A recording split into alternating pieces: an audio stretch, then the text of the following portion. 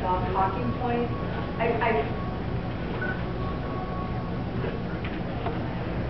The comment that you had on talking points, I go back to the last election, and we had Debbie Wasserman's Schultz. We had Annie Custer. We had Maggie Hassan talking about the war on women. Who got elected? The women. And it was because they had these bizarre positions on where the war on women was. Abortion, the pill, and how they couldn't get the pill because we were making it not available to them. But yet, they could afford their cell phones. I'm sorry. No, this is a really good point, because the Democrats did a brilliant job, I think, of staging. You remember the walkout they did on Capitol Hill? There was a hearing that ISA was having, and it was a religious hearing on the impact on religious organizations of the healthcare law. And the women all got up and walked out because there were no women on the panel, as if it was a healthcare panel rather than a religion panel. And the media basically went along with the scam that this thing was about women, and there were no women representing that. They pulled off a wonderful play, and they launched this whole thing. What can Republicans do? I mean, Republicans, I think, have to get more vicious and more manipulative and more evil to be like the Democrats. That's one strategy. I think what Republicans really need to do on the issue of women, because this is one of the biggest problems the Republican Party arguably faces right now, because women aren't supporting Republicans. That's something that's reflected in polls. They need to bring women into the conversation. It's, like Steve was saying about just talking to more people. Republicans have said, well, we want to get more women elected. But they're not recruiting female candidates yet at the pace that Democrats are. So you can talk about women's issues, say you care about women's issues, but it's more difficult for women voters to believe you if it's coming from a guy. If they have the Republican Party has some very good, prominent women surrogates out there talking about their issues right now. Senator Kelly Ayotte from New Hampshire is a great example. You see her on cable news all the time, on Sunday morning shows. She's a great surrogate for the Republican Party for women. But part of the problem is women also look to their communities and who is representing them, who is representing them in Congress, who is their senator. If they don't live in New Hampshire, maybe they don't have a female senator. In Iowa, they've still never had a female senator. And plenty of congressional districts not represented by a woman have never been. And so there are still women who look to their representatives in Congress and don't see any change. It's something that Republicans have tried to fix. It's something they're actively looking to fix, trying to recruit more women to run. Because then I think the tone of the conversation starts to change if people look at the party differently. But it hasn't happened yet, and so it's a process for Republicans. And there are other things I'm sure you'll touch on next year. Yeah, well, so the point is not to never use talking points. I think I was misunderstood there. The point is to know why you're spouting the talking points and know the underpinnings. If you only have talking points in your repertoire, that'll be exposed pretty easily. You have to be able to explain why you believe what you believe. So, that said, any candidate ought to be able to be aggressive and go on the attack and not play defense 100% of the time, which I think a lot of conservative candidates, whether they're libertarian or Republican or independent, do. It's just sort of the way politics is now. The Democrats are so aggressive, and they will attack every Republican for, first of all, they're all in message. Democrats from the White House down to the local races, and in New Hampshire for state rep, which is 3,000 some people in your district, they're all in the same message. And the war on women stuff? War on women was a perfect example. So they're all saying the same thing. They all get the message memos, and Republicans don't do that very well. But Republicans also don't go out and, so war on women is a great example. Republicans got a hit on that and then just played defense on it. And instead of coming up with a strategy to, before all of this, to highlight, Republicans knew women were a weakness, but weren't coming up with effective messages and effective strategies to go after them.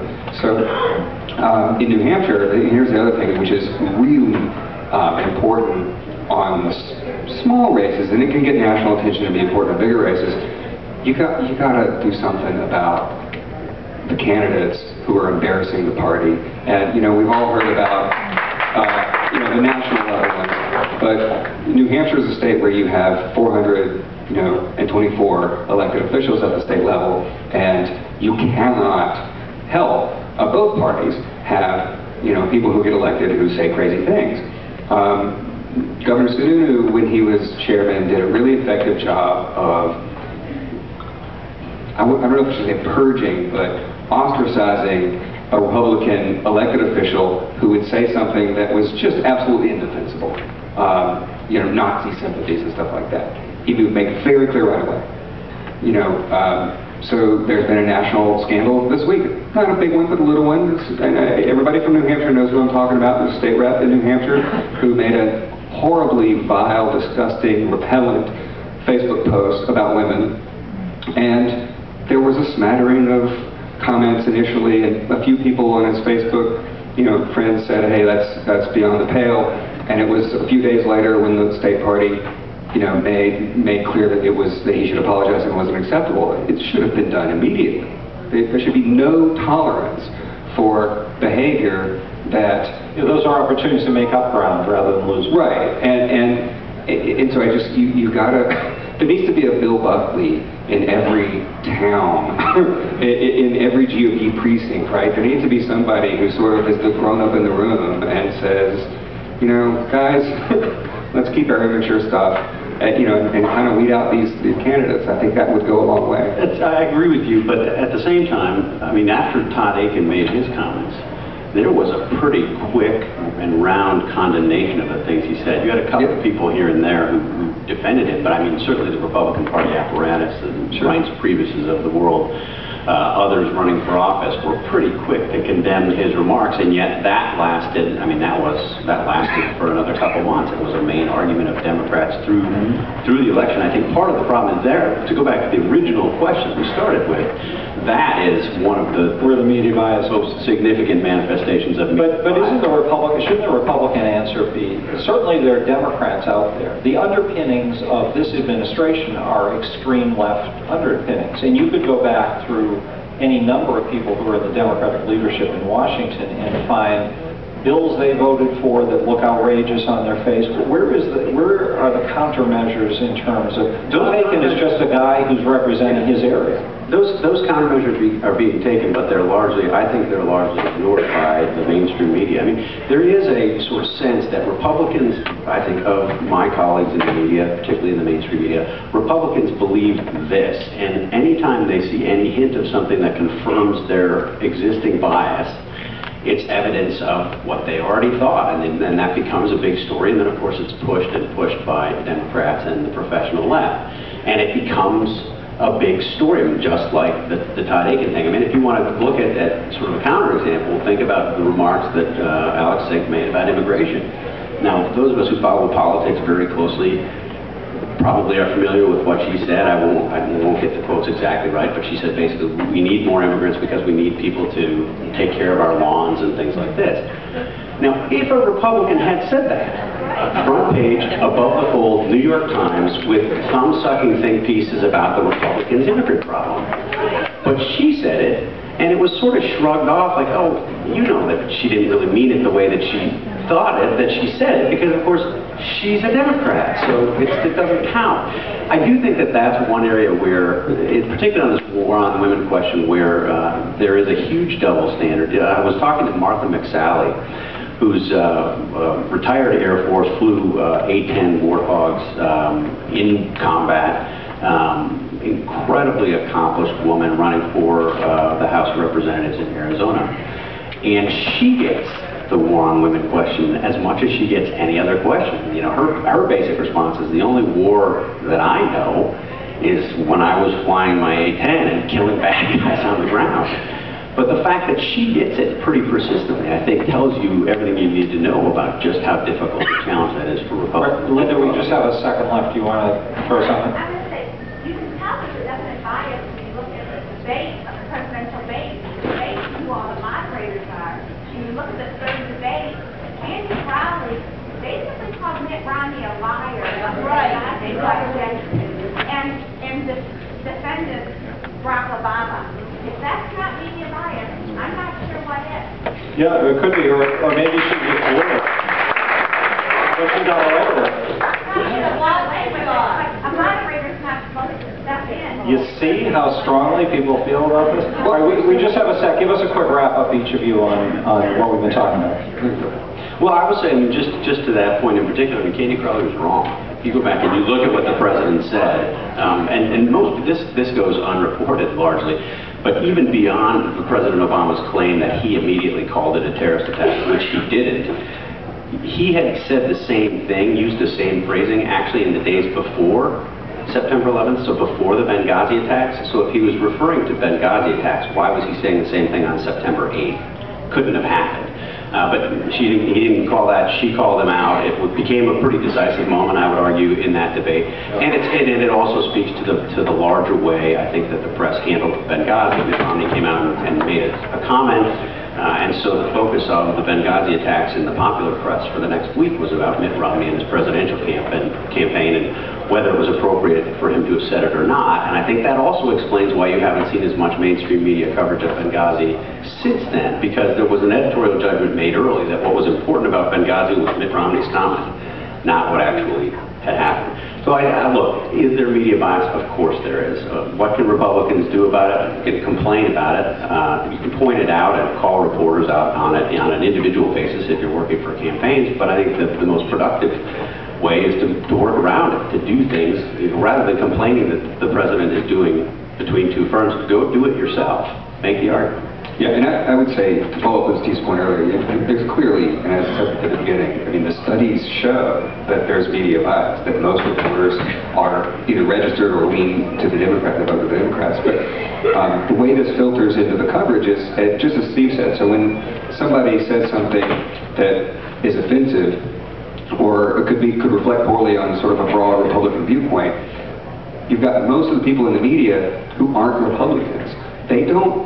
They cover Republicans sort of the way you would cover, a foreign correspondent would go cover a foreign country. And I mean that in all seriousness. They don't know the way conservatives think. It's foreign to them. So your beliefs, your values, the way you approach the world, they don't share and they don't understand. And and I'll circle back to my main point. Know what you believe and why you believe it. When you're out there, if you're campaigning, you cannot, and this is why I say, don't rely on talking points. Absolutely use talking points, they're effective, you have to have them. But if you can't explain to the reporter the depth of your belief, so the reporter understands, and think of it as somebody who speaks a foreign language. I have to explain this to this person because they don't have any familiarity with how tax cuts work. They don't have any familiarity with this sort of belief system that I hold. So I've got to help them understand my beliefs. That's the approach you often have to take. If you don't, and you write off a reporter, we have a group in New Hampshire that does great grassroots work. And they could do so much better work if they would work with the press, but they will not speak to any reporters, including me, because all reporters are biased, which is nonsense and it's defeatist. You have to explain yourself and explain your message to people. And as Steve said, you also, Barack Obama, when he was in New Hampshire, did a great job working the press.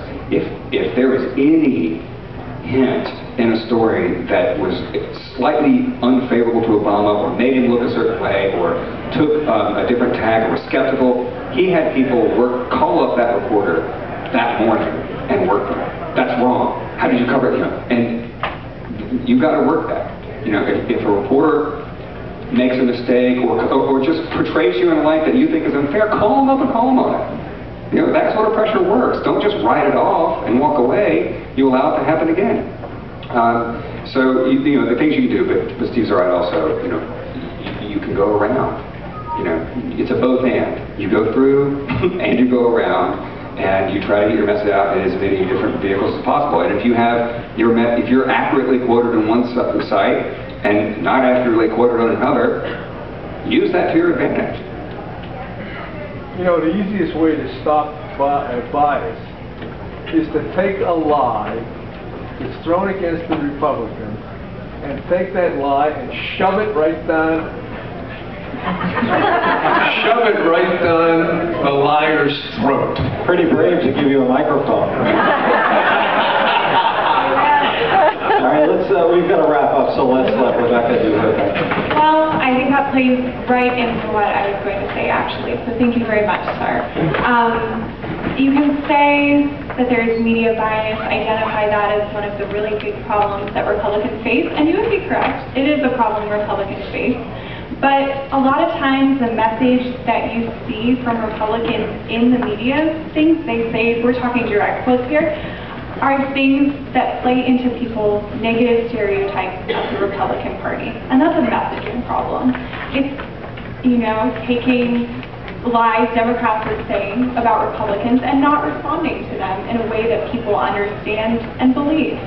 So I think, you know, it's a problem that will eventually solve itself. When Republicans have a Republican president in the White House, that shapes the message for the whole party. And there's lots of this back and forth about what is our message, how do we convey this to people effectively. But it's also an issue of tone and an issue of showing people that you're more than a principled party. Everyone knows that Republicans are principled.